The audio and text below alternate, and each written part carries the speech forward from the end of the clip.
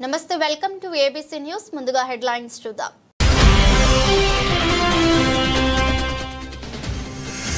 నేర పరిశోధనకై జ్యుడిషియరీ పోలీసులను నియమించాలి రాష్ట్రీయ ప్రజా కాంగ్రెస్ వ్యవస్థాపక అధ్యక్షులు మేడా శ్రీనివాస్ సూచన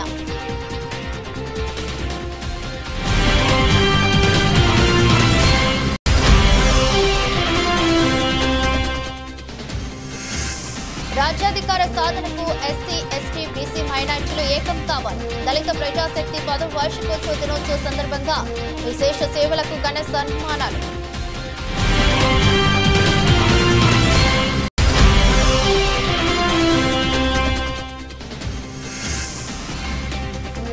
ఆహా ఏమి రుచి పాఠశాల మధ్యాహ్న భోజనంపై కలెక్టర్ ప్రశంస విద్యార్థులతో కలిసి సహపంక్తి భోజనం చేసిన కలెక్టర్ జేసీ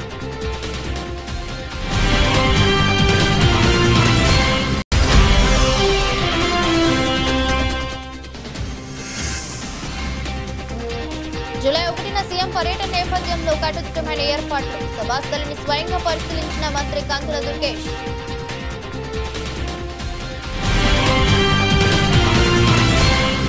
దళిత జాతిలో జవహర్ ఆభరణం రత్నం వంటి వ్యక్తి అని ఆంధ్రప్రదేశ్ రాష్ట్ర పర్యాటక సినిమాటోగ్రఫీ శాఖ మంత్రి కందుల దుర్గేష్ కొనియాడారు రాష్ట్ర ప్రభుత్వం కొత్తపల్లి శామ్యూల్ జవహర్ ను ఎస్సీ కమిషన్ చైర్మన్ గా నియమించడం పట్ల దళిత ఐక్యవేదిక ఆధ్వర్యంలో రాజమహేంద్రవరం ఆనంద్ రేజెన్సీ పందిరి హాల్లో SC commission chairman Kothapalli Jawahar దంపతులకు ఘన సన్మానం చేశారు కార్యక్రమానికి శుభాధ్యక్షులుగా బోయినపల్లి సుందరయ్య వివరించారు కార్యక్రమానికి ముఖ్య అతిథులుగా ఆంధ్రప్రదేశ్ రాష్ట్ర పర్యాటక సినిమాటోగ్రఫీ శాఖ మంత్రి కందుల దుర్గేష్ మాజీ ఎమ్మెల్సీ ఆదిరెడ్డి అప్పారావు హాజరయ్యారు ఈ సందర్భంగా మాట్లాడుతూ రాజ్యాంగబద్ధమైన బాధ్యతను ముఖ్యమంత్రి చంద్రబాబు నాయుడు జవహర్ కు అప్పగించారని పేర్కొన్నారు జవహర్ అంటే అర్థం ఆభరణం రత్నం అని తెలిపారు దళితులలో ఆభరణం వంటి రత్నం కొత్తపల్లి శ్యాముల్ జవహర్ అని కొనియాడారు జవహర్ కు ఈ పదవి పెద్దది కాదని ఆ పదవికి ఆయన ఆభరణం వంటి వారని అన్నారు తమ ఇద్దరం రాజకీయాల్లో వేరు పార్టీలో ఉన్నప్పటికీ రాజకీయాలలో నిజాయితీకి నిలువెత్తు నిదర్శనం జవహర్ అని పేర్కొన్నారు అట్టడుగు వర్గాల వారి అందరికీ సముచిత స్థానం కల్పించాలని లక్ష్యంతో ముఖ్యమంత్రి నారా చంద్రబాబు నాయుడు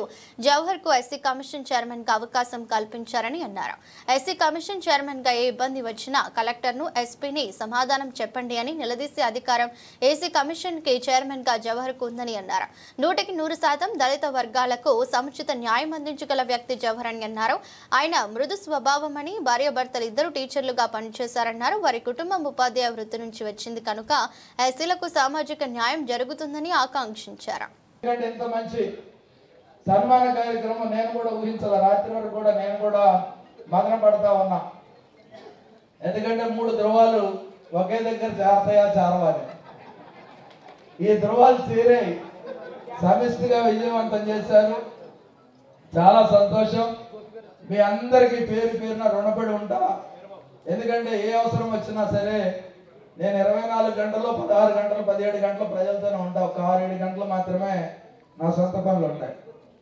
అది నిద్రపోవడానికి కాబట్టి మీరందరూ కూడా పిల్లల్ని చదివించండి విద్యావంతులు చేయండి ఉపాధి అవకాశం కోసం వారిని సమాయత్తం చేయండి వాళ్ళు విజయవంతం అయ్యే విధంగా మీరు ప్రోత్సాహం ఇవ్వండి ఆటల్లో వెనుకబడి ఉన్నాం విద్యలో వెనుకబడి ఉన్నాం ఉపాధి అవకాశాలు వెనుకబడి ఉన్నాం ఈ అన్నిటినీ కూడా అధిగమించే విధంగా మీరు అందరూ కూడా తల్లిదండ్రులు ఎందుకంటే బాలుడు నేర్చుకోవాల్సిన త్రోవను వారికి నేర్పమో పెద్దవాడైనా కదా తొలగిపోవడం బైబిల్ చెప్తా ఉంది అదేవిధంగా బెత్తం వాడిన వాడికి కూడా తండ్రి కూడా బుద్ధిహీనుడు అవుతాడని చెప్తా ఉన్న సందర్భంలో మీరందరూ పిల్లల శిక్షణతో ఇబ్బంది ఏం లేదు కానీ పరిమితమైన శిక్ష ఆ శిక్ష ఎలా ఉండాలంటే వాడి భవిష్యత్తు గురించి చెప్పండి కఠినంగా ఉండటం గురించి చెప్పండి ఏ విధంగా సమాజంలో ఉండాలో చెప్పండి క్రమశిక్షణ ఏ విధంగా ఉండాలో చెప్పండి దాన్ని నేర్పే విధంగా మీరు అందరూ కూడా చేస్తారని ఎందుకంటే చాలా సినిమాల్లో చూసాం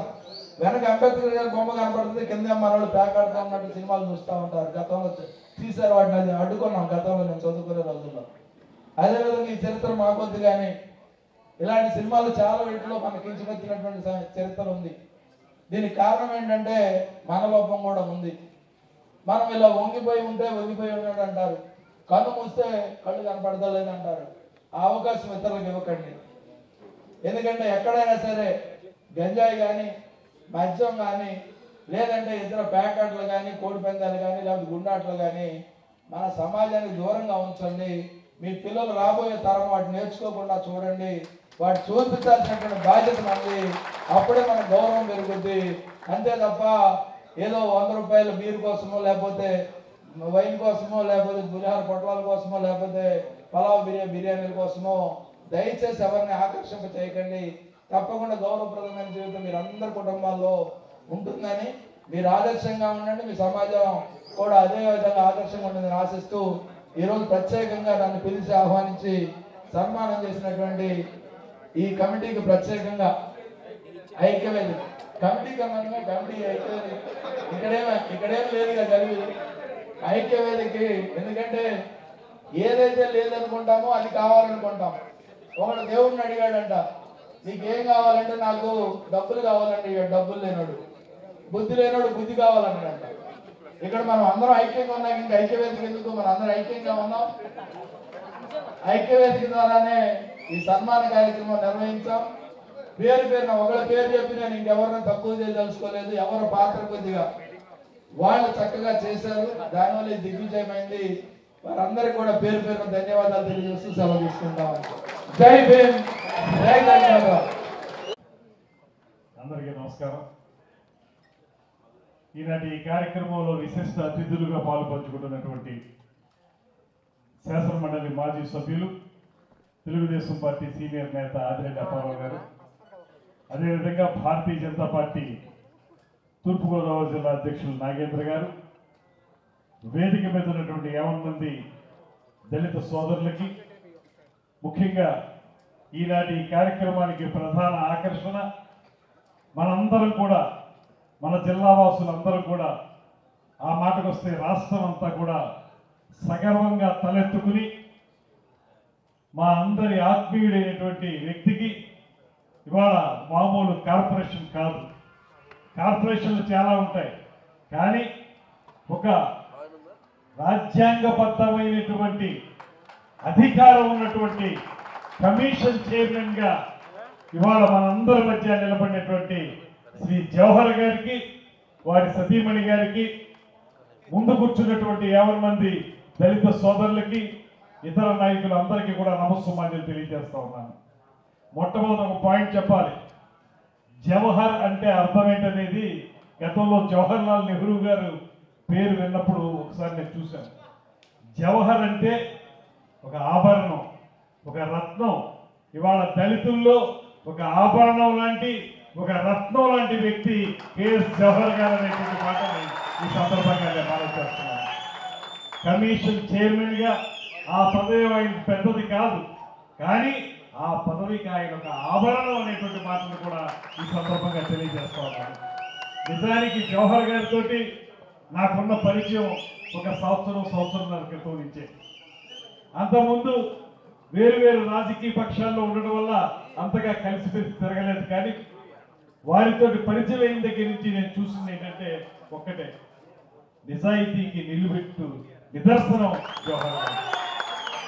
నికార్సైనటువంటి తెలుగుదేశం పార్టీ వాది, ముఖ్యంగా తనకు సంబంధించినటువంటి కులాల వారు మాత్రమే కాకుండా మొత్తం సమాజంలో అట్టడుగు వర్గాల వారు ఎవరైతే ఉన్నారో వారందరికీ కూడా సమున్నత స్థానం కల్పించాలనేటువంటి ఆలోచనతోటి రాజకీయాల్లోకి వచ్చిన వ్యక్తి జవహర్ గారు అనేటువంటి మాటని ఈ సందర్భంగా మనం చేస్తున్నాను. ఇవాళ ఈ సభ చూస్తూ ఉంటే అది జవహర్ గారికి మాత్రమే సాధ్యమైంది. ఎస్సీ ఉపకులాలన్నిటినీ ఒక వేదిక మీదకి తీసుకొచ్చినటువంటి ఎఫ్ఐఆర్లను నమోదు చేసే అధికారం ఉండాలని, అది కూడా మాతృభాషలోనే ఉండే విధంగా కేంద్ర రాష్ట్ర ప్రభుత్వాలు నూతన సంస్కరణలను అమలు చేయాలని, కేసులకు సంబంధించిన పూర్తి ప్రక్రియ అంతా మాతృభాషలోనే అమలు జరిగేలా విధంగా ప్రభుత్వ చర్యలు చేపట్టాలి. ప్రస్తుతం అమలవుతున్న ఎఫ్ఐఆర్ ఆంగ్ల విధానాలతో బాధితులు అనాదిగా మోసపోతున్నారు, ముద్దాయిలు తప్పించుకుంటున్నారు, అమాయక ముద్దాయిలు బలైపోతున్నారు. ప్రభుత్వ న్యాయవాదులు, వాది ప్రతివాదుల న్యాయవాదులు న్యాయాన్ని గెలిపిస్తున్నారో అమ్మేస్తున్నారో వాది ప్రతివాదులను అర్థం కావటం లేదు. ముద్దాయిలకు, అమాయక ముద్దాయిలకు ఏం జరుగుతుందో, ఎలా గెలిచామో ఎలా ఓడిపోయామో అర్థం కాని పరిస్థితులు.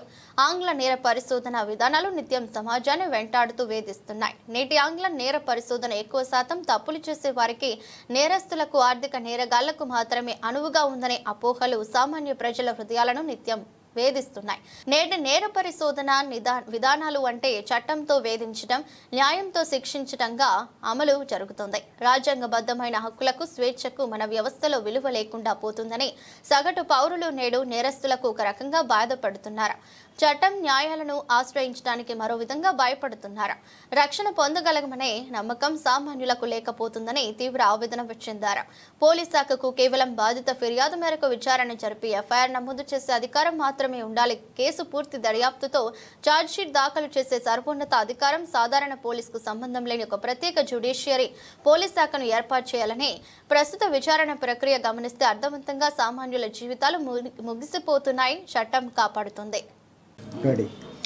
ప్రపంచంలోనే చాలా గొప్ప అత్యున్నతమైనటువంటి ప్రజాస్వామ్యాన్ని చాలా గొప్పగా చెప్పుకునేటటువంటి భారతదేశంలో సగటు మనిషికి కనీస హక్కులు వాడు పొందలేకపోతున్నారు.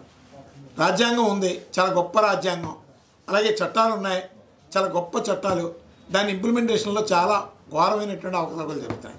అసలు మనకు సంబంధం లేనటువంటి లాంగ్వేజ్లో మన మీద ఎఫ్ఐఆర్లు దాఖలవుతాయి, మనకు సంబంధం లేనటువంటి భాషలో మన మీద విచారణలు జరుగుతాయి. ఇదంతా కూడా ఎంత దురదృష్టం అండి.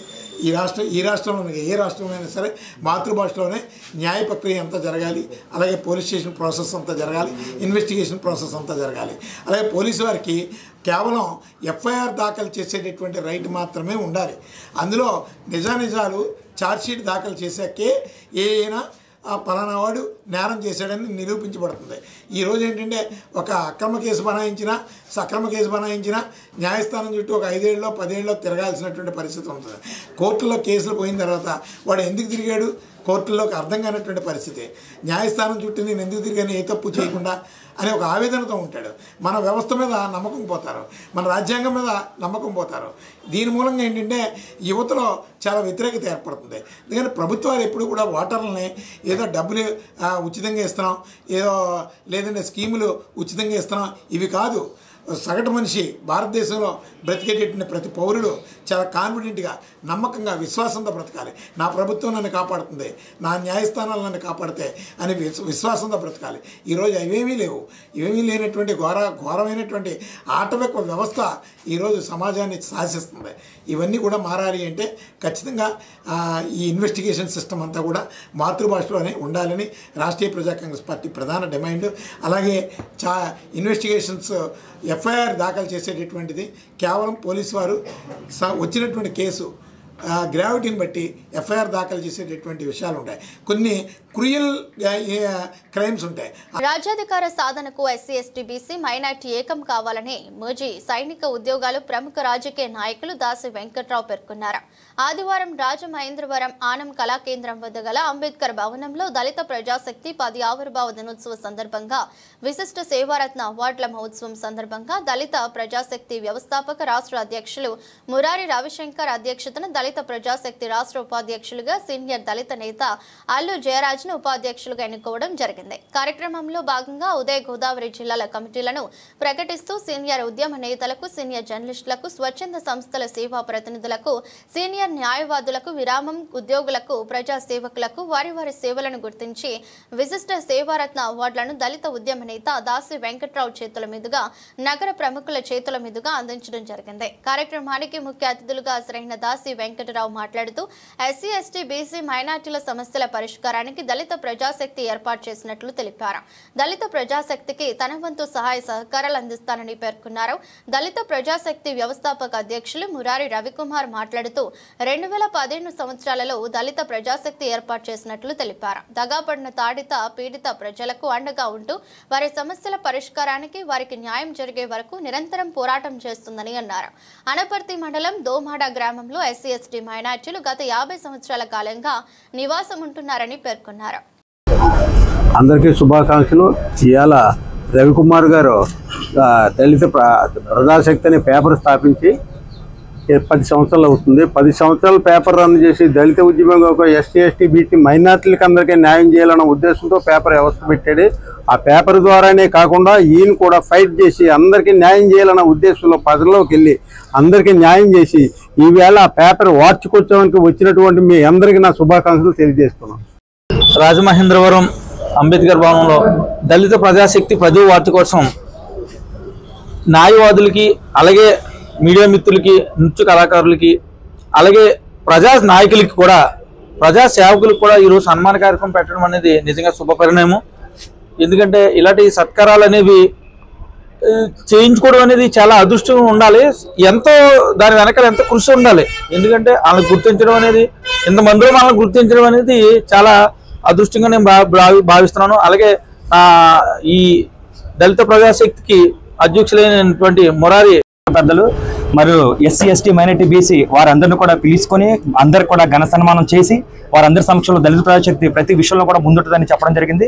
అలాగే మా నూతన కమిటీ ఏర్పడిన మా బంధుమిత్రులందరికీ, నా సహోదరులందరూ కూడా శుభాకాంక్షలు తెలియజేస్తూ రాబోయే రోజుల్లో ఇటువంటి ఏ బొచ్చిన ఎస్ఎస్టీబీసీ విషయంలో మేమందరం ఎస్ఎస్టీబీసీ మైనారిటీ ఐక్యవేది తరఫున కలిసి పనిచేస్తామని, అలాగే ఏ రంగాల్లో సత్కరించారు? ఈరోజు ఎస్ఎస్టీబీసీ మైనారిటీ సంబంధించిన నా పేరు మురారి రవికుమార్, దళిత ప్రజాశక్తి వ్యవస్థాపక రాష్ట్ర అధ్యక్షుడిని. 2015లో దళిత ప్రజాశక్తి అనే సంస్థను స్థాపించి మరి ఇప్పటి వరకు కూడా దళితులకు ఎక్కడ అన్యాయం జరిగినా సరే మా వంతు సహాయం చేస్తూ, మా వంతు ఎవరి మీద దళితుల మీద దాడి జరిగినప్పుడు మా వంతు పోరాటం చేస్తూ వాళ్ళకి న్యాయం జరిగే వరకు మేము మరి నిద్రపోయే లేదు. ఎందుకంటే మేము మొన్న కూడా దోమాడ గ్రామం, ఎవరైతే అనపర్తి నియోజకవర్గం దోమాడ గ్రామంలో మరి ఒక ఇన్సిడెంట్ జరిగింది. బడుగు బలహీన వర్గాలు ఎస్ఎస్టీ బీసీ మైనార్టీలు అందరూ కూడా ఉన్నారో అందులో మరి దానికి సంబంధించి ఇల్లు పడగొట్టి గత 50 సంవత్సరాల నుంచి కూడా అందులో కాపురాలు ఉంటున్నటువంటి మరి ఈ యొక్క దళితుల్ని అన్ఎక్స్పెక్టెడ్గా పోలీసు వారి అధికారులు కూడా ఉండి ఆ ఇల్లులు పడగొట్టారు. దాని మీదుగా పోరాటం చేసి మరి ఎమ్మెల్యే రామకృష్ణ గారి ద్వారా మేము అది సాధించగలిగాం. ఒక్కొక్కరికి కూడా మరి 3 సెంట్లు భూమి, అలాగే 4 లక్షల రూపాయల చెక్కులు కూడా ఇప్పించడం. అందరికీ జై భీమ్. రాజమహేంద్రవరం అంబేద్కర్ భవన్లో ఈరోజు దళిత ప్రజాశక్తి 10వ ఆవిర్భావోత్సవం జరిగింది. దానికి దళితులనే కాకుండా వివిధ వర్గాల నుంచి కులమతాలకు అతీతంగా ఎంతో మందిని, సామాజిక సేవకులను, విద్యావేత్తలను తీసుకొచ్చి వారు ఘనంగా సత్కరించడం జరిగింది. అయితే దళిత ప్రజావేదిక అన్నది కేవలం దళిత సమస్యల మీద పోరాటం మాత్రమే కాదు, తాడిత పీడిత బాధిత పౌరులు ఎవరైనా సరే కులమతాలకు అతీతంగా వారికి దళిత ప్రజా సంస్థ ఏదైతే ఖచ్చితంగా అండగా ఉంటుందని మేము నమ్ముతున్నాం. అదేవిధంగా వారు చేసే ప్రతి పోరాటానికి కూడా కులమతాలకు అతీతంగా ముస్లింలు, ఎస్సీలు, ఎస్సీ ఎస్టీ బీసీ మైనార్టీలు, ఉన్నత వర్గాల్లోని బాధితులు కూడా వీళ్ళకి అండగా ఉంటారని చెప్పి నవనిర్మాణమైన భారతదేశ నవనిర్మాణం కోసం ప్రతి పౌరుడు బాధ్యతగా పనిచేస్తారని తెలియజేసుకుంటూ, అలాగే ఈరోజు రాజమండ్రి ఆనంకాల కేంద్రం విక్రమ్ హాల్లో ఎన్టీఆర్ ఏఎన్ఆర్ యుగాల గీతాలు సంగీత విభావరి Anand events cine anchor AS Anand ఆధ్వర్యంలో నిర్వహించారు. ముఖ్య అతిథులుగా గానుగ అధినేత అంబటి శివప్రసాద్, రాయుడు చంద్రకుమార్, ఆదిమూలపు సాయిబాబా, నిమ్మలపూడి గోవింద్, కె రాంబాబు, మిత్తిపాటి శేషగిరి రావు పలువురు ప్రముఖులు విచ్చేశారు. ముందుగా జ్యోతి ప్రయోజనాలు చేశారు. కార్యక్రమంలో భాగంగా Telugu book of records mimicry artist K Buchibabu, Taduri Venkata శేషగిరిరావులకు ఆనంద్ ఈవెంట్స్ తరపున ఘనంగా సత్కరించారు. గాయని బొమ్మూరు పద్మజ, సూర్యకుమారి, కృష్ణవేణి, గౌరి, గాయకులు విశాఖపట్నం రవి, ఈవెంట్స్ రవి, బద్రిబాబురావు, వెంకటేశ్వరరావు, సుదర్శన్, పలువురు గాయకులు సినీ గీతాలను ఆలపించారు. ఈ సందర్భంగా సినీ యాంకర్ ఏఎస్ ఆనంద్ మాట్లాడుతూ కార్యక్రమాన్ని విజయవంతం చేసిన ప్రతి ఒక్కరికి ధన్యవాదాలు తెలిపారు.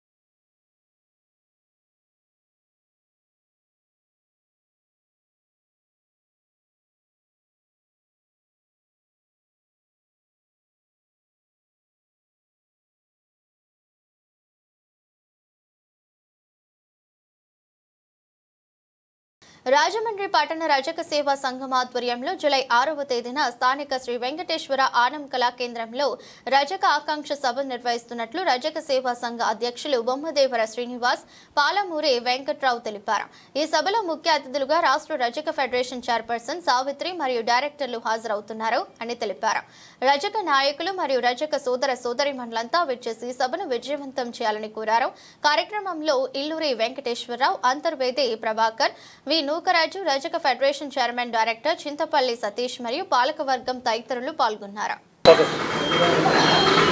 నమస్కారం అండి.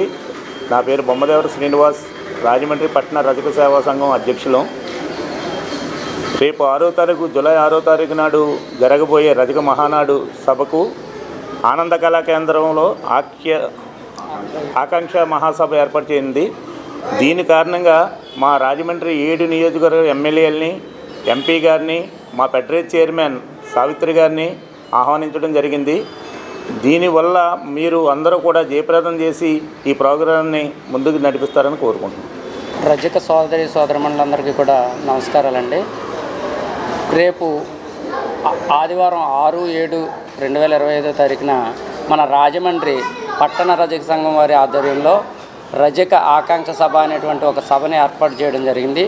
ఈ సభ యొక్క ముఖ్య ఉద్దేశం మన రజక ఫెడరేషన్ చైర్మన్ అండ్ డైరెక్టర్ల గారి సహకారంతో ఈ రజకుల యొక్క సమస్యలు ఏవైతే ఉన్నాయో ఈ సమస్యలన్నింటినీ కూడా పార్లమెంటరీలో కానీ అసెంబ్లీలో కానీ వినిపించాలనేటువంటి ఒక ముఖ్య ఉద్దేశంతో ఇక్కడ రాజమండ్రి పార్లమెంటరీ ఎంపీ గారిని, అలాగే రాజమండ్రి పరిధిలో 7 ఎమ్మెల్యేలని కూడా పిలిచి ఈ యొక్క సభను ఏర్పాటు చేయడం జరిగింది.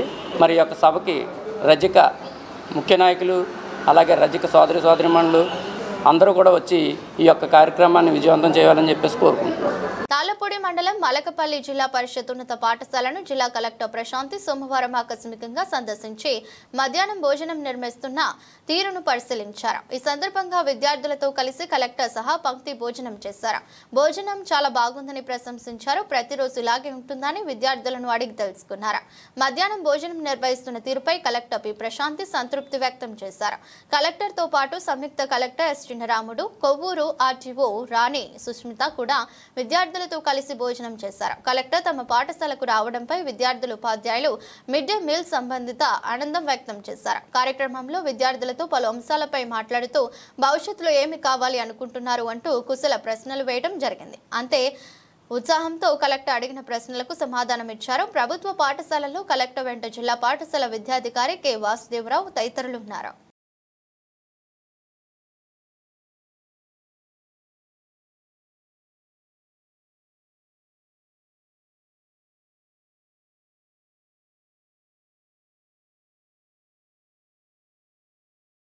జూలై 1వ తేదీన కొవ్వూరు నియోజకవర్గం తాళ్ళపూడి మండలం మలకపల్లిలో ఎన్టీఆర్ భరోసా సామాజిక భద్రతా పెన్షన్ల పంపిణీ కార్యక్రమానికి ముఖ్యమంత్రి నారా చంద్రబాబు నాయుడు పర్యటన నేపథ్యంలో మంత్రి కందుల దుర్గేష్ ఆర్డీఓ కార్మిదాత్మ సభ ప్రాంగణాన్ని పరిశీలించి అధికారులకు దిశానిర్దేశం చేశారు. ఈ మేరకు సోమవారం ఉదయం జిల్లా collector P Prashanti, joint collector S Chinnaramudu, Rajahmundry RDO R Krishna Nayak, Kovvur RDO Rani Sushmita, అదనపు SP M Muralikrishna, DSP G Devakumar తదితర జిల్లా పోలీసు యంత్రాంగంతో ఏర్పాట్లపై మంత్రి కందుల దుర్గేష్ సమీక్ష సమావేశం నిర్వహించారు. అనంతరం కొవ్వూరు ఎమ్మెల్యే ముప్పిడి వెంకటేశ్వరరావు స్థానిక కూటమి నాయకులతో సమావేశం నిర్వహించి దిశానిర్దేశం చేశారు. అన్ని శాఖలు బాధ్యతాయుతమైన విధులు నిర్వర్తించాలని, కార్యక్రమం విజయవంతం చేయడానికి కృషి చేయాలని మంత్రి దుర్గేష్ అధికారులను ఆదేశించారు. సమర్థవంతమైన భద్రతా ఏర్పాట్లు, హెలిప్యాడ్, రూట్ మ్యాప్, ఇతర ఏర్పాట్లు చేయాలని, వాతావరణ పరిస్థితుల దృష్ట్యా ప్రత్యామ్నాయ ఏర్పాట్లపై దృష్టి పెట్టాలని మంత్రి దుర్గేష్ సూచించారు.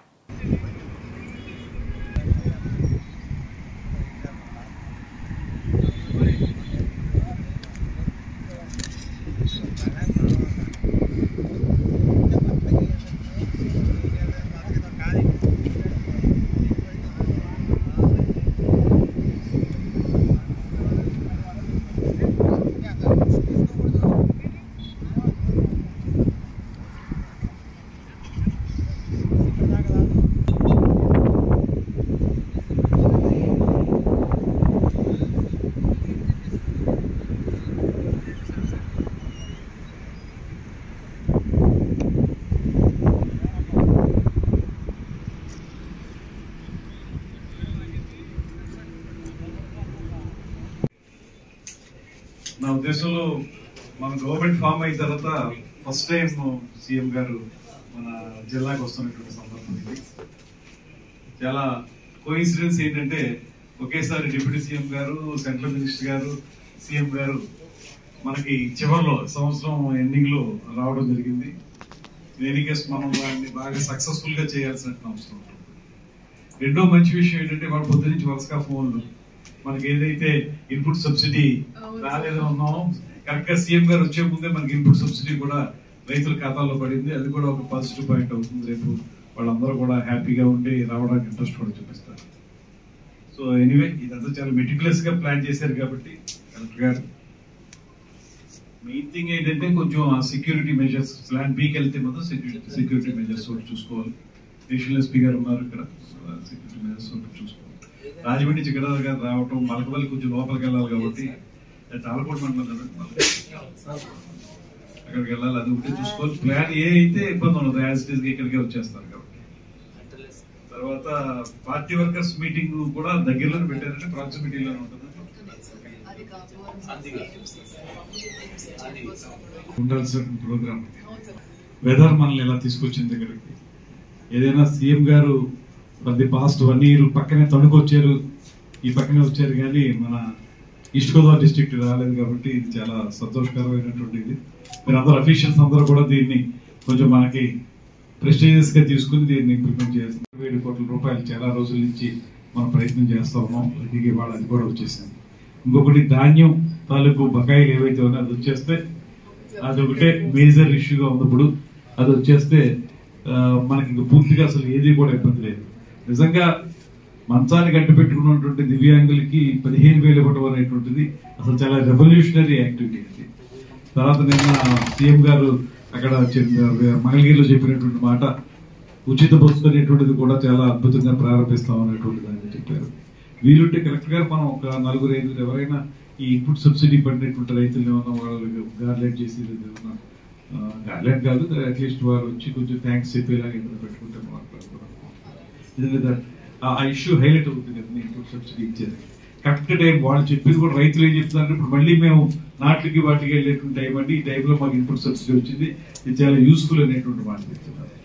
కొంచెం లేట్ అవుతుంది కానీ రావడం మాత్రం పక్కా అన్నట్టుగా మనకి ఏ ఫండ్ అయినా సరే ఏదైనా సరే 100% కూడా మనకి ముఖ్యమంత్రి గారు ప్రత్యేకంగా దృష్టి పెడతా ఉన్నారు. ఈవెన్ ఇన్పుట్ సబ్సిడీ విషయంలో కూడా కేబినెట్ మీటింగ్ లో మాట్లాడితే వెంటనే పీయూష్ గారిని అంటే ఫైనాన్స్ సెక్రటరీ గారిని పిలిచి ఇచ్చేయండి వెంటనే చెప్పి చాలా రోజుల క్రితం చెప్పారు. కొంచెం ఇబ్బందులు ఉండటం ఫైనాన్షియల్ గా ఇబ్బంది ఉండటం జరిగింది. ముఖ్యమంత్రి గారు చాలా జనరస్ గా ఉంటున్నారు. ఏదైనా సరే రైతులకు కానీ పేద వర్గాల వారికి ఇచ్చే అంశంలో ఎక్కడ కూడా ఆయన డబ్బు ఉందా లేదా చూడకుండా అవసరమైతే మళ్ళీ బ్యాంక్ రిజర్వ్ బ్యాంక్ అప్పు వెళ్తాం చెప్తే ఇచ్చేయడం అనేటువంటిది మాత్రం పర్ఫెక్ట్ గా జరుగుతుంది. ధాన్యం బకాయిలు వచ్చేస్తే అది ఒక్కటే మనకి కన్సర్న్ ఉన్నటువంటి ఏదైనా మీ అందరికీ మీరు ఆల్రెడీ మీరు యూఆర్ ఆన్ ది వే, మీరు అందరూ కూడా వర్క్ చేసుకుంటూ ఉన్నారు కాబట్టి ఊరికే జస్ట్ మన అందరినీ కలిసి వెళ్దామని వచ్చాను నేను. దాన్ని సక్సెస్ఫుల్ గా చేయాల్సిన బాధ్యత ఉంది. మొట్టమొదటి ప్రోగ్రామ్ కనుక కూటమి ప్రభుత్వం వచ్చిన తర్వాత ముఖ్యమంత్రి గారు మొట్టమొదటిసారిగా ఇక్కడికి రావడం కాబట్టి దాన్ని మనం ప్రెస్టీజియస్ గా తీసుకుని సక్సెస్ఫుల్ గా చేద్దాం అనేటువంటి వాటిని అందరికి చెప్పడానికి రావడం జరిగింది. అదేవిధంగా కొంచెం కూటమిని ఎక్కడైనా సరే కూటమిలో ఉన్నటువంటి నాయకుల్ని ఇబ్బంది పడకుండా కొంచెం చూసుకోండి. ముఖ్యమైన వాళ్ళే అందరూ అవ్వడం కలదు. ఎంత కరెక్ట్ గా చెప్పినట్లుగా మన 3 పార్టీలకు సంబంధించిన జిల్లా ప్రెసిడెంట్లు వస్తారు. వాళ్ళు కొంచెం మనం ఎక్కడ పెట్టారో లైన్ అప్ లో ఎక్కడ పెడితే అక్కడ వాళ్ళకి గౌరవంగా పెడితే మన కూటమి కాబట్టి అందరినీ సమానంగా చూసుకోవాల్సిన బాధ్యత ఉంటుంది. అది ఒకటి కొంచెం ఎస్పెషల్లీ ఎస్పీ గారు చూసుకుంటారు. ఓఎన్జీసీ సంస్థలో కాంట్రాక్ట్ డ్రైవర్ల శ్రమ దోపిడీ యథేచ్ఛగా జరుగుతుందని సిఐటియు తూర్పు గోదావరి జిల్లా ఉపాధ్యక్షులు టి అరుణ్ అన్నారు. అక్రమంగా విధుల నుంచి తొలగించిన డ్రైవర్లను తక్షణమే తీసుకోవాలని డిమాండ్ చేశారు. రాజమహేంద్రవరంలోని ONGC KG basin main gate ఎదుట కాంట్రాక్ట్ డ్రైవర్స్ ఫెడరేషన్ సిఐటి ఆధ్వర్యంలో కాంట్రాక్ట్ కారు డ్రైవర్లు సోమవారం ధర్నా చేపట్టారు. ఈ కార్యక్రమంలో టి అరుణ్ పాల్గొని మాట్లాడుతూ కాంట్రాక్ట్ డ్రైవర్ల సమస్యలను తక్షణమే పరిష్కరించకపోతే అవసరమైతే సమ్మెకు సైతం దిగుతారని హెచ్చరించారు. కార్లకు సంబంధించిన కాంట్రాక్టర్ ఓఎన్జీసీ నిబంధనలకు లోబడి టెండర్ల ద్వారా కాంట్రాక్ట్ తీసుకున్నారని గుర్తు చేశారు. గడిచిన 2.5 సంవత్సరాలుగా యథేచ్ఛగా అగ్రిమెంట్ ఉల్లంఘనకు పాల్పడ్డారని వివరించారు. కార్మికులకు కనీస కనీస వేతనాలు, ఓఎన్జీసీ ఇచ్చే ఫేర్ వెజ్ అమలు చేయడం లేదన్నారు. ఈఎస్ఐ, ఇన్సూరెన్స్ వంటివి సైతం కల్పించలేదన్నారు. ఓఎన్జీసీ లాజిస్టిక్ అధికారులు సైతం గుర్తించిన నిమ్మకు నీరెత్తినట్లు వ్యవహరించడం శోచనీయమన్నారు. కాంట్రాక్టర్ అక్రమాలు ప్రశ్నించిన డ్రైవర్లను అకారణంగా విధుల నుంచి తొలగించారన్నారు. తొలగించిన వారిని తక్షణమే విధుల్లోకి తీసుకోవాలని కార్మిక శాఖ లిఖితపూర్వకంగా తెలియజేసిన ఆదేశాలను బుట్ట దాఖలు చేశారన్నారు. కార్యక్రమంలో సిఐటియు జిల్లా ప్రధాన కార్యదర్శి బి పవన్, జిల్లా కార్యదర్శి బి పూర్ణిమరాజు, నాయకులు ఎస్ఎస్ మూర్తి, కేఎస్వి రామచంద్రరావు, కార్మికులు అప్పారావు, కృష్ణమోహన్, బాలరాజు, రెహమాన్, రాజ్ కిషోర్ పాల్గొన్నారు. ఓఎన్జీసీ కేజీబీఎస్ఎన్ రాజమండ్రి ఎసెట్లో కాంట్రాక్ట్ డ్రైవర్లుగా పనిచేస్తున్నటువంటి కార్మికులకి ఓఎన్జీసీ సంస్థ నిర్దేశించినటువంటి కనీస వేతనాలు కానీ, ఫెయిర్ వేజ్ పాలసీలు కానీ గత 2.5 సంవత్సరాలు పైబడి కాంట్రాక్టర్లు అమలు చేయకుండా అత్యంత తీవ్రమైనటువంటి దోపిడీకి గురి చేస్తూ ఉన్నారు. కేంద్ర ప్రభుత్వం ఇచ్చినటువంటి మినిమం వేజెస్ జీవో ప్రకారం వేతనం అందట్లేదు. దాన్ని ఆధారం చేసుకుని ఆ కనీస వేతనం మీద 35% అదనంగా జీతం ఇవ్వాలని ఓఎన్జీసీ సంస్థ రూపొందించిన ఫెయిర్ వేజ్ పాలసీని అమలు చేయడం లేదు. ఇది అమలు చేస్తేనే ఈ కాంట్రాక్ట్ ఇస్తామని చెప్పి యాజమాన్యం చెప్పినప్పుడు దానికి అంగీకరించే కాంట్రాక్టర్లు టెండర్ వేశారు.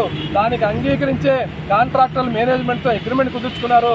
ఆ అగ్రిమెంట్ని ఉల్లంఘించి దాదాపుగా గత 2.5 సంవత్సరాలు పైబడి కనీస వేతనం కూడా అమలు చేయకుండా వస్తూ ఉన్నారు. ఈ విషయం మీద assistant labour commissioner central Vijayawada దగ్గర దాదాపు 5 నెలల పాటు కన్సల్టేషన్ మీటింగ్ నడిస్తే యాజమాన్యం నుంచి కానీ కాంట్రాక్టుల నుంచి కానీ ఈ సమస్య పరిష్కారానికి ముందుకు రాలేదు. ఇవాళ కార్మిక వర్గం కనీస వేతనం కూడా లేకుండా ఎట్లా బతకాలనేటువంటి ప్రశ్న ఎదురవుతూ ఉంది. కనీస వేతనం లేదు, ఫెయిర్ వేజ్ పాలసీ లేదు, ఈఎస్ఐ లేదు, చాలా మందికి ఇన్సూరెన్స్ సౌకర్యాలు లేవు, ఇవాళ ఓవర్ టైం ఇవ్వడం లేదు. ఇంత దుర్మార్గంగా డ్రైవర్లు పనిచేసే పరిస్థితి వస్తూ ఉంది. 24 గంటలు తిరిగేటువంటి వెహికల్స్ మీద, అంబులెన్స్ మీద 2 డ్రైవర్లు పనిచేయాల్సి వస్తే 1 డ్రైవర్ని పెట్టి ఆ జీతం ఇస్తూ ఉన్నారు. 2 డ్రైవర్లకి యాజమాన్యం జీతం ఇస్తూ ఉంటే 1 డ్రైవర్కి మాత్రమే జీతం ఇస్తూ ఉన్నారు. ఇంత తీవ్రమైనటువంటి ఇవాళ కార్మికుల శ్రమని దోపిడీ అనేటువంటిది ఓఎన్జీసీ సంస్థలో. వార్తలు ముగించే ముందు మరోసారి హెడ్లైన్స్.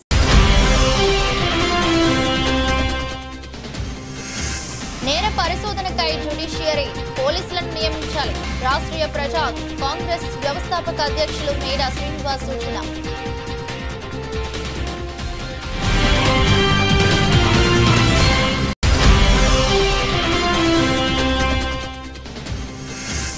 రాజ్యాధికార సాధనకు ఎస్సీ, ఎస్టీ, బీసీ మైనార్టీలు ఏకం కావాలి. దళిత ప్రజాశక్తి 10వ వార్షికోత్సవ దినోత్సవ సందర్భంగా విశేష సేవలకు ఘన సన్మానాలు.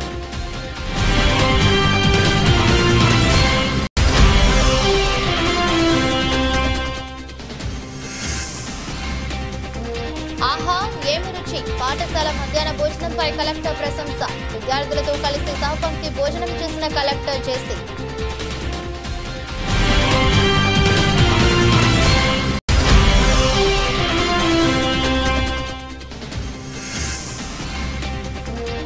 జూలై 1న సీఎం పర్యటన నేపథ్యంలో కట్టుదిట్టమైన ఏర్పాట్లు. సభాస్థలిని స్వయంగా పరిశీలించిన మంత్రి కందుల దుర్గేష్.